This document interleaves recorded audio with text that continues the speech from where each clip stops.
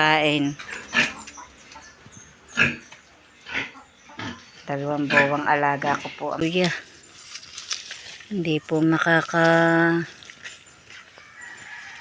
laki ng malahukan po kahit na ano, pwede pong isama po sa pritong itlog.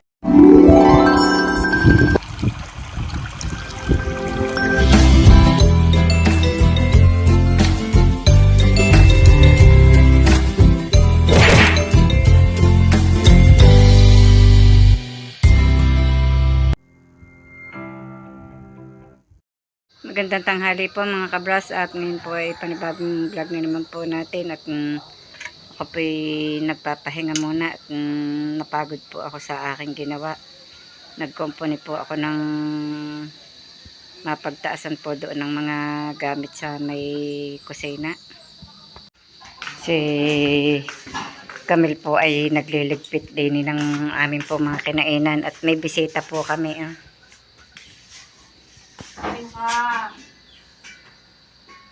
Magandang ako. Second cousin po ni Camille.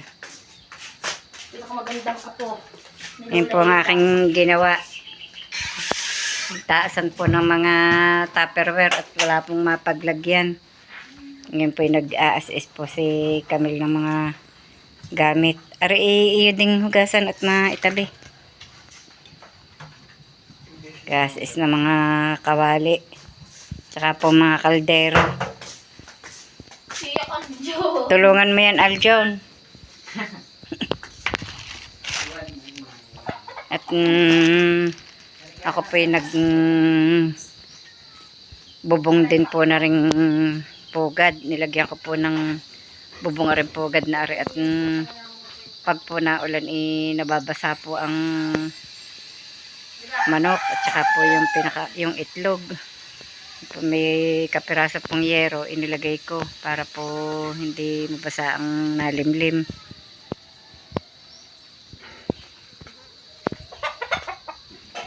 Nabanain namang rabbit.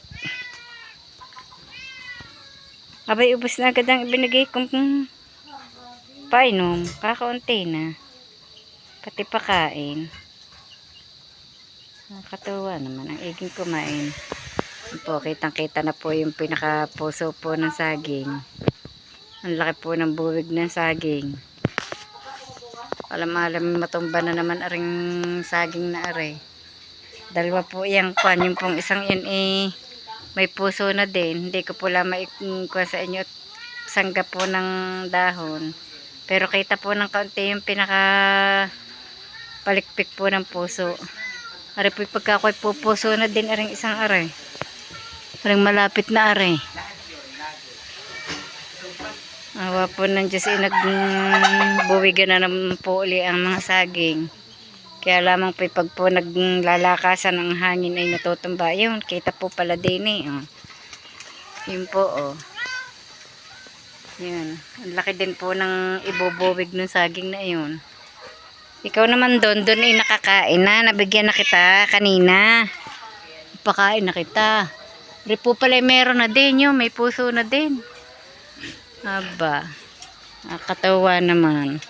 May buwig ng lahat ng saging. Pagka ko'y arding isang aray. Sana na may wag magtumbahan.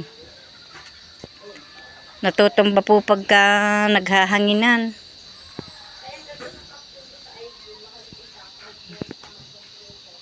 Nako, ikinalat ng manok ang basahan. Pa'y labahin basahan, kaya po din ko inilagay. Pag naglaba po, malalabahan po ulit.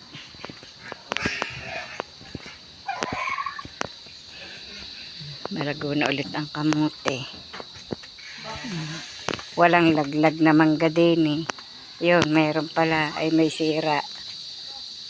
May sira. Awa po ng Diyos, mainit ngayon. Pero paghapon po na ulan. Lalo na pong lumago ang mga halaman ko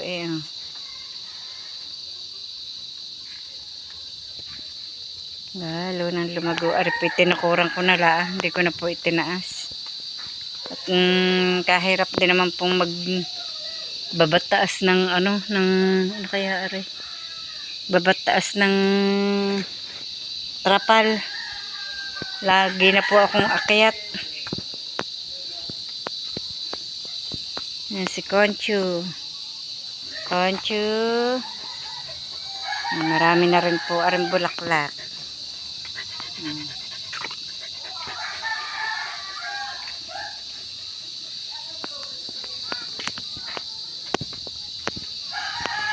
Akin pong pink torch. Ayan, oh. Pinagtatanggal ko na po yung dating bulaklak. Yung pong mga luma. Pero marami naman pong sumunod na bulaklak. Ayan. Ang akin pong Queen of the Night. Nakapagbukahan na po ang bulaklak. Ay hindi ko na po naipakita sa inyo. Yan, mga nakabuka na po yan. Kaya po yung ganyan. Nakalawit na. Oh. Hindi ko po naiipakita at gabi po nabuka. Ay ako po marani maaga pong nakakatulog. Nakakalimutan ko po. Kaya ayan, hindi ko po naipakita sa inyo. Ayan, dami po ng ibinulaklak oh. Saglawit po ang bulaklak. Pero meron pa pong hindi nabuka. Ayun. Alam naman po pag nakabuka na at nalawit. Pero pag hindi pa po nabuka, yun, tingnan nyo po are, hindi pa po yan nakakabuka. Mamaya pa po ang buka niyan. Ito po yung mga nakakuha na. Kaya po ganito na ito. Yan. Kahit nga po ganito ang ganda pa rin naman po tingnan oh. Akin pong orchids na are, yung masipag pong bulaklak may bulaklak na po ulit oh. Hindi ko lamang po siya mailipat doon sa harapan at may bulaklak nga po. Baka masira pa ang bulaklak. Pero po ang aking isang kalamansing ari. Hindi pa po ulit namumunga. Hindi ko pala na ipatalas kay Tatay Roman ang kakawating arit. Baka kaya gayon ikuha, nakakanlungan. Malagyan din nga ng bunot. Baka tutulad doon sa isa. Pag nalagyan, bubulaklak din. Yung isang pong ariikwan yan, may bulaklak na po ulit ang gumamelak malaking bulaklak. Tingnan niyo po ang isang are. Ako po may tanim dining dragon fruit. Ayan, nabali na. Tinungtungan siguro ito ng manok. Kaya nabali. Yan po oh. Maraming bunga. Lalagyan ko din pala ng bunot iyon para malay mo din, mamunga din. Naputol na ang pinakaano ng dragon fruit na aray. Ang kangkong pinapagyasak na ng manok. Pagkakon daw po ang mga manok na yan huhulihin po lahat ni Tatay Roman. Magtitira lamang po ng ilan. At ititinola daw po lahat sa birthday ko. Aba, may bulaklak na ulit, are. Tingnan niyo po, ang ganda ng bulaklak. Ang ganda. Ganda talaga ng bulaklak na rin. Ari po nakakatuwa. Tinatanggal na po din at sobra naman pong makalago. Makita po mayroon na po ulit. Ayan Di pala nagmula. Saglawit. Ganda ng bulaklak. Kulay violet.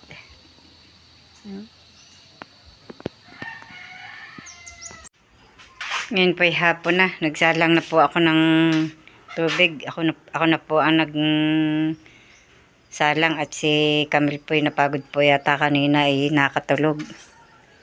At ako naman po nakapagpakain na rin po ng baboy. Kaya wala naman po akong ginagawa. Nagsalang na po ako. Yan, pati po mga manok napatuka na. Medyo po naambon na naman.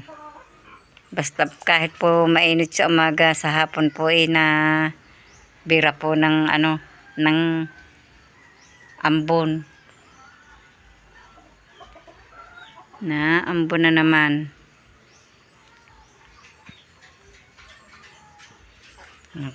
Ubos na ang pakain ng baboy. Nagpakain na po ng baka po abutin pa ng malakas na ulan. Yan, naambon. Naubos na po ang pakain. Nakahiga na ang iba. Ubos na ang pakain. 2 buwang alaga ko po ang mga baboy na iyan.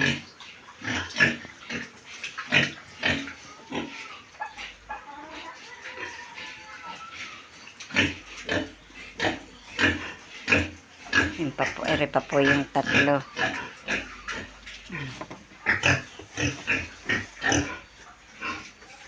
Magkakapatid po yung 9 na baboy na iyan.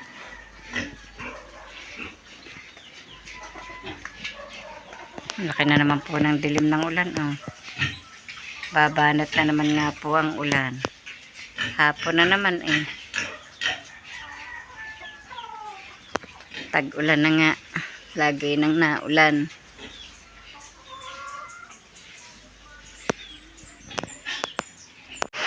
At yan nga po, bumanat na nga po ang ulan. Kasasabi ko lang kaninang naambon, ngayon po'y naulan na. Buti, nakapagpakain ako ng maaga ng baboy. Ulan na naman. Inabot pa magtatrabaho. Babasa pa ng ulan. Awa naman ang mga magtatrabaho. Pwede nang panguhanin ng abokado. Malalaki-laki na po ang bunga.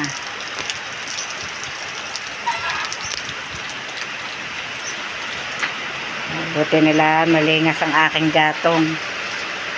Nakaunti na nga po ulit ang aking kahoy. Hindi po nakakapangahoy si Tatay Roman. Hindi po nakapangahoy nung linggo.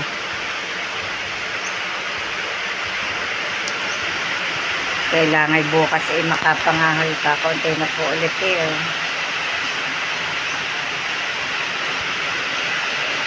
Konti na po ulit ang kahoy.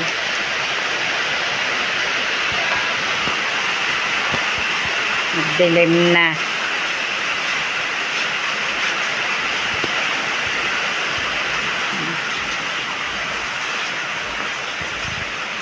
Ulan.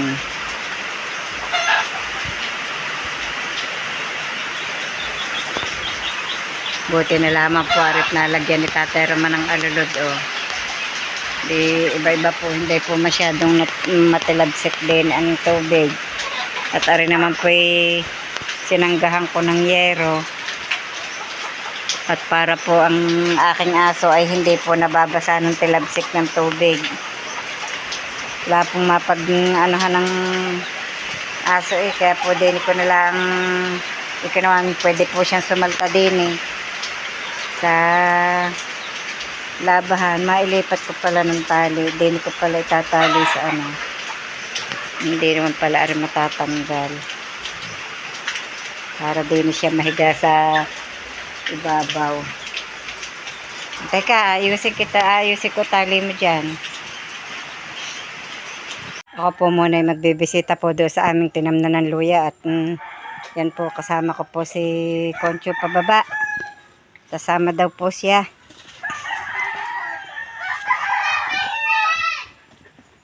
Sa gubat ako pupunta, Ineng. Huwag ka nang sumama at madulas. Yan na, una na po si Concho. Una na po si Concho. Titingnan ko po at baka nakakaykay po ng mga manok ang aming puntanim doon. Kaya nagpuntahan ng mga sisiw na inalpasan ko kanina.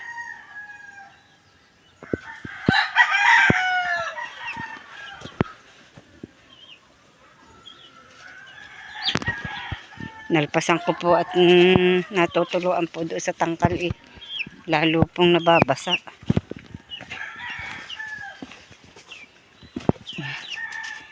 Ang lakas ng inilago ng damo. Palibhasa po lagi ng basa ang lupa. Ang dami na ibinulaklak ng Rosal ni Robilin. Pati po Santa Ana inamulaklak ng dami. Dami ng bulaklak ng halaman ni Robilin. Ang akin po doon inauna nang namulaklak. Ang bagumbilya ay ang lago.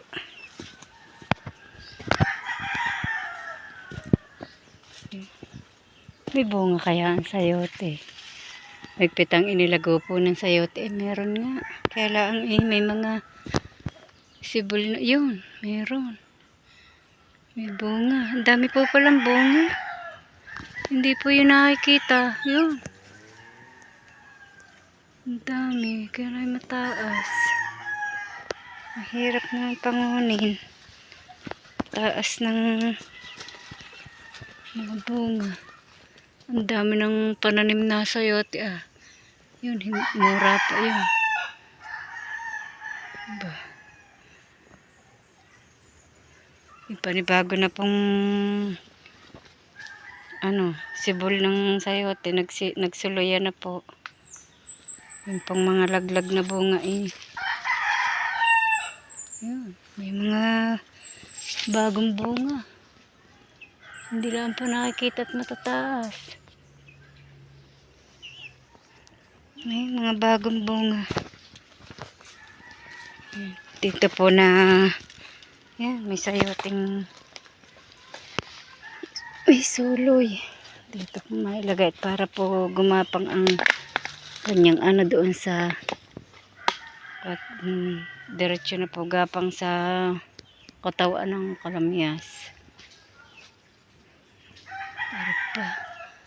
Nagapangan na po ang buong ko ng avocado. Natakloban ang avocado. Dito po na diretso po yung tubig na galing po sa taas. Doon po sa karsada pa po nagmumula bago doon po dadaan sa aming may likod. Doon sa may pigiri. At dito po ang diretso. Tingnan nyo po ang dinaanan ng yan, ang dami ng laglag na avocado. Ang dami pa pala po aring bunga. Madami pang tira ang nanguha. May mababalikan pa nga naman. Ari pong isang punong ari hindi namunga. Dati po'y ari kadaming mamunga. Ngayon hindi namunga. Aring ang laglag na ari doon ang galing sa may tirang iyon. Ipakuha mga kahoy na are. Pahako, tuyo na kaya. Tuyo na kaya. Ay, sariwa pa. Ako po yung nagdala ng gulok. Sa gubat po ang puntay. Alangan po nang walang dalang gulok. Baka po makakita ng bulati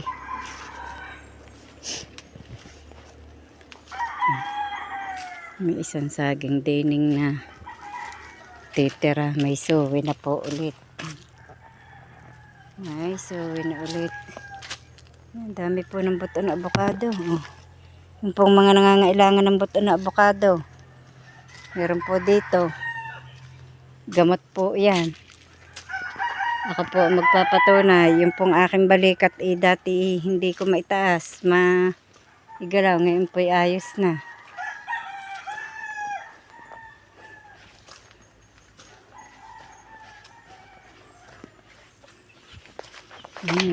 May tanim din ng sayote.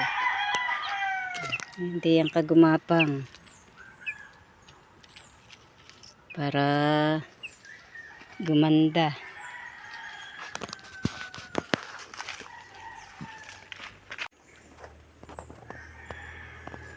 Kumusta na kaya ang buwig ng saging na ari? Hindi po makita at sangga ng dahon. Narinig pa kaya? Hindi kaya natutumba?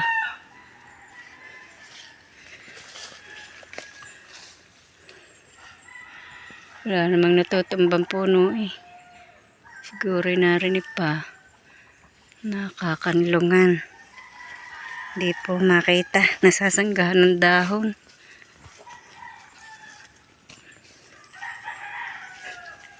Bisita po ng yun eh. Parang ayun. Medyo po naman mataba-taba na. Sangga po ng dahon eh. Hindi ko ipakita sa inyo.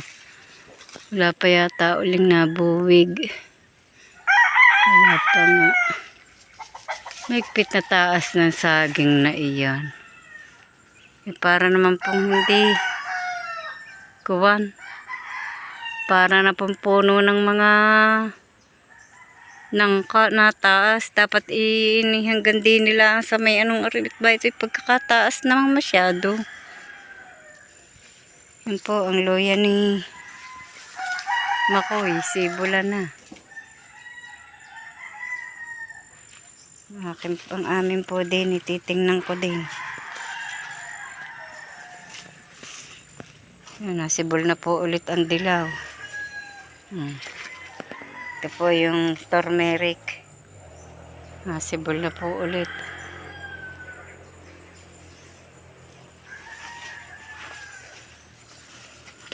Sibula na din po ang luya. Mas mahahaba yung ang sibol ng luya po ni Makoy doon. Nabunot ang ibang damo at malukulukoban po ng damo ang luya.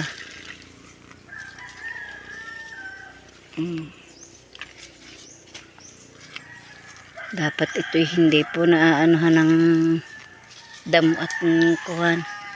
Matatabunan po ang luya. Hindi po laki ng ayos ang laman. Hahawanan ko po lamang ng kaunti at para pong medyo malago ang damo. Marami ding hindi sumibol. Siguro po nakaykay ng manok. Bakit yun gayon? Hindi ko pa pala nadala ang sitaw at dini na naitanim sa tabihan ng luyang ari. Maganda pa daw itanim at lawad. Dini na nga pala maitanim mamaya. Maitanim mamayang hapon.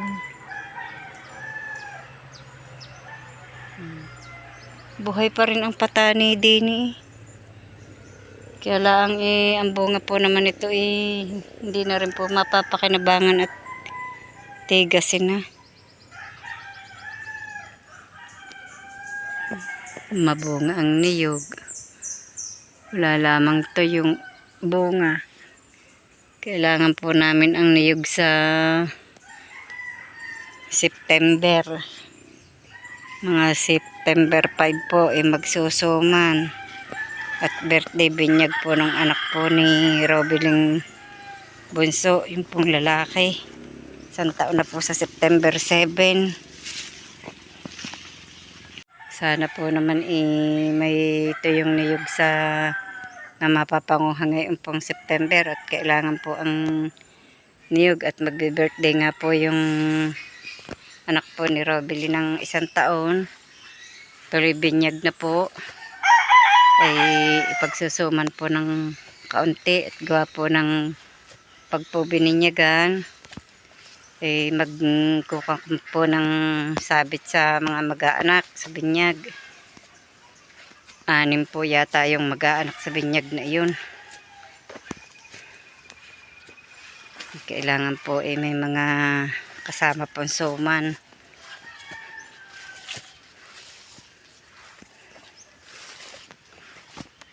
Ako po naririto sa gubat at nagbisita po ako doon nga sa luyahan. Kaya po pinaririto. Pinakita ko nga po sa inyo yung luya. Ako po awa ng Diyos ginawa ko po yung yung buto po ng avocado na inilalagay po sa alcohol. Ay awa po ng Diyos dati po ang baraso kay Garnilaang. Hindi ko po maitaas. Hanggang ganito po lamang talaga. Ngayon po itaas ko na po ulit. Awa po ng Diyos. Magaling-galing na po. Pero masakit-sakit pa rin po itong balikat ko. Hindi po katulad naman ng dati na hindi ko po talaga maitaas. Ngayon po naiitaas ko na. Kahit po medyo masakit pa, naiitaas ko na po. Yan. Kaya po ako'y laking pasasalamat sa Panginoong Diyos at talaga pong ako'y kanya pong pinagagaling pa. Sa awa po ng Diyos. Talaga pong manampalataya ka lang sa Panginoon. Ay hindi ka talaga pababayaan. Tingnan niyo po itong isang barasong ito. Ito po. Itaas ko na rin po. Yan. Kaya po alam ko pong napagaling ako ni Lord. Noon nga po nung pong panahong ako po ay may hapo, ay talaga pong marunong po ang Panginoong Diyos. Ako po noon lagi pong sikip ang dibdib at nahihirapan pong huminga. At ako po talagang nakakaranas ng akala ko po ako'y matutuluyan na. At sa hirap po ng paghinga, sikip na sikip po ang aking dibdib na para pong ako'y sakal na sakal. Ako po sumimba lamang ng sumimba po doon sa simbahan po doon sa Kalaka. Tuwing Miyerkules po. Ay awa po ng Diyos, talaga pong ako'y gumaling sa akin pong pagsimba. At nakuha pa po ako ng 2 sayote. Magugulay pa rin po mamaya. Malahukan po kahit na pwede pong isama po sa pritong itlog. Ako po uuwi na muna at nakapagbisita na po ako. At baka po mamaya ako'y pangahoy pa rin po ng kahit ilang pidpid na kahoy.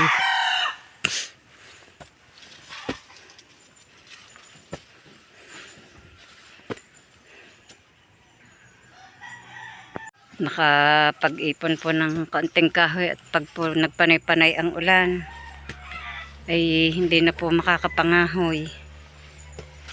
Wala naman pong iibili pa ng gasol. Ang mahal din naman po ng gasol ngayon at mahigit na pong 1,000. Kaya yung pong ibibili po ng gasol maibili na po ng bigas at pang-ulam. Kaya po mag-utay-utay pong manlimat po ng kahoy. Ito po yung nakakawit ko pong 2 sayote. Bukas naman po ng hapon si Tatay Roman dadating. Baka po sa linggo'y kami makakapag. Magandang gabi mga ka-brush up. Hanggang dito na lamang muna muli ang aming vlog. At maraming salamat po sa patuloy niyo pagsubaybay hanggang sa dulo ng aming vlog. At saan man po kayo naroroon, mag-iingat po kayong palagi. Bye-bye and God bless.